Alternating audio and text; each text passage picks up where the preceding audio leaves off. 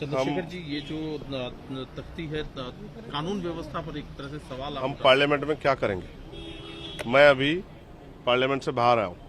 मैंने सभापति जी से कई बार कहा कि मैं अपनी बात रखना चाहता हूँ। जिन लोगों ने हमें यहाँ चुन के भेजा है, सरकारी पॉलिसी का फायदा तो उनको तभी मिलेगा जब जिंदा रहेंगे, लेकिन जो जिंदा ही नहीं रहेंगे तो फायदा कैसे मिलेगा। उत्तर प्रदेश में गाजियाबाद में राजकुमार जाटव जी की और उनके बेटे पे सरेआम गोलियां चली, सर को गोली चीर के निकल गई, मौके पे मौत हो गई। पुलिस एफआईआर लिखने की बजाय समझौते का दबाव बना रही है। रात बड़ी मुश्किल, पूरी रात धरना देके हमारे लोगों ने एफआईआर किया, अभी तक कोई गिरफ्तारी नहीं हुई। 2.5 साल की बच्ची को मेरठ में नोच दिया गया है, लेकिन किसी को फर्क नहीं पड़ रहा है। उसका परिवार रोता फिर रहा है, कोई सुनने वाला नहीं। उसका परिवार एविडेंस खुद इकट्ठे कर रहा है, बच्ची के कपड़े, खून से सनी हुई जगह और वो गड्ढे जहां उसको दबाने का इंतजाम था, कोई सुनने को नहीं उत्तर प्रदेश में। साथ साथ राजस्थान में कल जो हुआ है वो डरावना है। शंकर लाल मेघवाल की गला काट के, तलवार से गला काट के अलग कर दी गई। ये हमने कभी टीवी में देखा था, कभी हमने पुराने उसमें समय था राजतंत्र में। आज जो सरेआम हो रहा है, उसके पिता को भी गंभीर रूप से घायल कर दिया।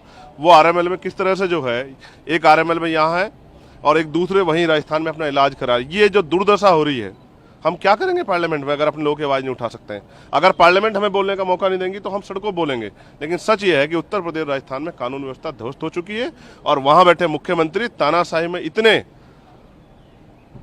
खोए हुए हैं कि उनको जनता का दुख दर्द नहीं दिख रहा है। क्या कहें, किससे कहें, कोई सुनने वाला नहीं है। पार्लियामेंट में कोई सुनने को राजी नहीं।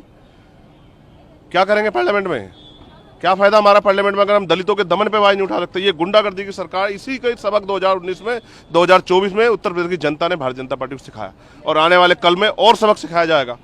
अगर कानून व्यवस्था अच्छी नहीं होगी, बहन बेटियों की रक्षा नहीं होगी और दलितों पे जो जुल्म हो रहा है वो बंद नहीं होगा, तो इससे बुरे परिणाम होंगे। ये बात मेरी आप याद रखना।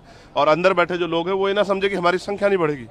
आने वाले कल में हमारी संख्या बढ़ेगी और अगर संख्या के आधार पर बोलने का मौका मिलेगा तो हम अपनी संख्या बढ़ाएंगे, लेकिन ये जुल्म हम लोग बर्दाश्त नहीं करेंगे। मेरे सीने में आग लगी है क्योंकि मेरे लोगों को मारा जा रहा है। मैं क्या करूं, यहाँ कोई सुनने वाला नहीं, ना यहाँ कोई सुनने वाला, ना बाहर कोई सुनने वाला। और इस गुंडागर्दी की सरकार का अंत निश्चित है। ये बात उत्तर प्रदेश के मुख्यमंत्री जान ले। आप जो कर रहे हैं, चाहे नौजवानों के पेपर लीक हो, चाहे बहन बेटियों का अपमान हो, चाहे आपकी गुंडागर्दी, तानाशाही, घोटाले 69 शिक्षक भर्ती में, इसका खामियाजा जो है भारतीय जनता पार्टी को और आपको दोनों को भुगतना पड़ेगा। चंद्रशेखर जी, कानून व्यवस्था की आप बात कर रहे हैं। उत्तर प्रदेश सरकार ने एक फैसला किया था और उसे भी व्यवस्था का हवाला दिया था, जिसको लेकर के सुप्रीम कोर्ट ने रोक लगाई थी। कांवड़ यात्रा का मैं जिक्र कर रहा हूँ। आज पिटीशन दायर करते हुए उत्तर प्रदेश सरकार अपने फैसले का बचाव कर रही है। वो कह रही है कि ये ट्रांसपेरेंसी बरकरार रहे, इसके लिए ये किया। जो भर्ती आ रही है उसमें भी ट्रांसपेरेंसी रख लो। 69 शिक्षक भर्ती में 20,000 पदों का घोटाला किया है, 6,800 नियुक्तियां आपने जारी की थी, उसका भी, उसमें भी ट्रांसपेरेंसी रख लो। कहाँ का ट्रांसपेरेंसी रखोगे। ट्रांसपेरेंसी सिर्फ जो है दलितों, पिछड़ों, मुसलमानों बांटने में नजर आती है, उसके अलावा नजर आती है। मैं फिर आपसे कह रहा हूँ, अगर सुप्रीम कोर्ट नहीं होता तो शायद उत्तर प्रदेश सरकार कभी ये मान पाती कि उन्होंने जो फैसला किया था, उन्होंने जो ऑर्डर पास किया था वो गलत था।